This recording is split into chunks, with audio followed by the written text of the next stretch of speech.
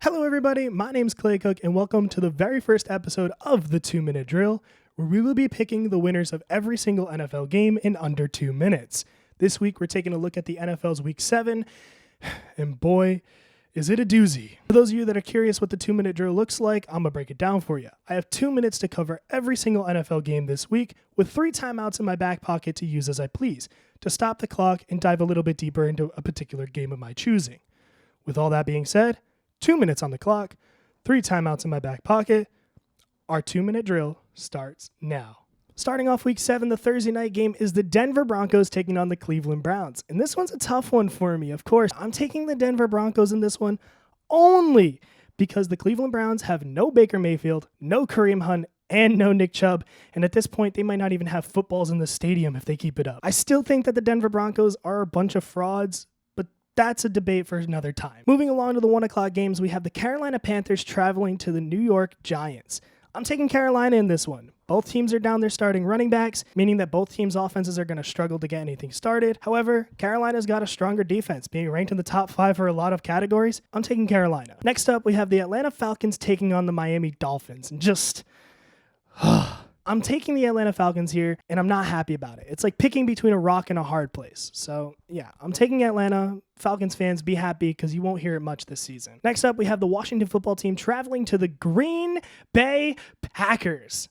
Yeah, I think it's pretty obvious which team I'm picking here. I'm going to go with the Packers. They're definitely just a better team. Next up, we have the battle of the AFC North. The Cincinnati Bengals traveling to the Baltimore Ravens. I'm taking the Baltimore Ravens. Until a team can figure out a way to stop Lamar Jackson, I don't think that there's a way that that team loses without beating themselves. Moving along, we have the New York Jets taking on the New England Patriots in Foxborough.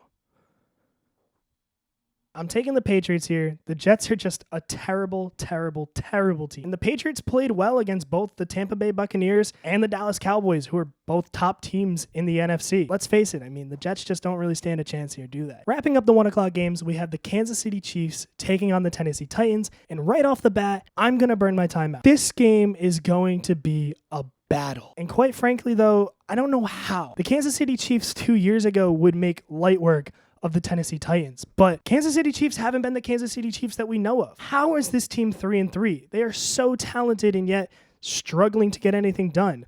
Patrick Mahomes doesn't look like the Patrick Mahomes we've seen in the past couple weeks. And on the other side of the ball, the only thing that the Tennessee Titans know how to do is hand the ball off to a Madden creative player named Derrick Henry. Let's face it, this guy's on pace to rush for like 1,000,000 yards this season. Quite frankly, I don't think that there's a way that anybody knows how to stop him. So until that can be done, I'm going to take the Tennessee Titans here. It's weird to think that the Kansas City Chiefs are going to be below 500. Kicking off our 4 o'clock games, we have the Detroit Lions taking on the LA Rams. Yeah, I'm going to take the Rams here. I don't really think it's much of a question. Let's just move on. Next up, we have the Houston Texans taking on the Arizona Cardinals. I guess I spoke too soon. I think that there's an easier pick than the last one. We're taking Arizona. Let's just move on again. Moving along, we have the Philadelphia Eagles taking on the Las Vegas Raiders. And I'm going to burn my second time out now. How were the Raiders able to persevere last week? With everything that happened with John Gruden and being fired, I don't know how they were able to win, but that's impressive, and I think that says a lot about their coaching staff. With that being said, though, not to knock anybody on the other side of the ball, Philadelphia was able to compete against Tom Brady and the Tampa Bay Buccaneers, and I think that says a lot too. However, I'm going to give it to the Raiders. I think Derek Carr is probably just a better quarterback.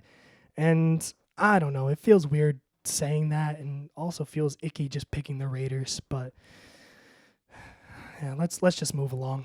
Last up for the 4 o'clock games, we have the Chicago Bears going to the Tampa Bay Buccaneers. I don't really think there's much of a question here. Tampa Bay by 20. And our Sunday night game this week is the Indianapolis Colts taking on the San Francisco 49ers. Or should I say IRers?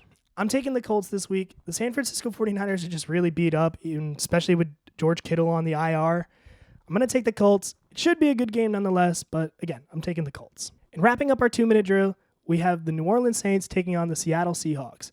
And let's just face it, the Seattle Seahawks without Russell Wilson is just a complete bust. I'm taking the Saints.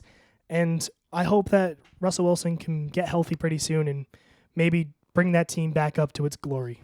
And that, ladies and gentlemen, was our 2-minute drill. Let me know what you guys think down below about my picks and tell me which ones I got right. Tell me which ones I got wrong.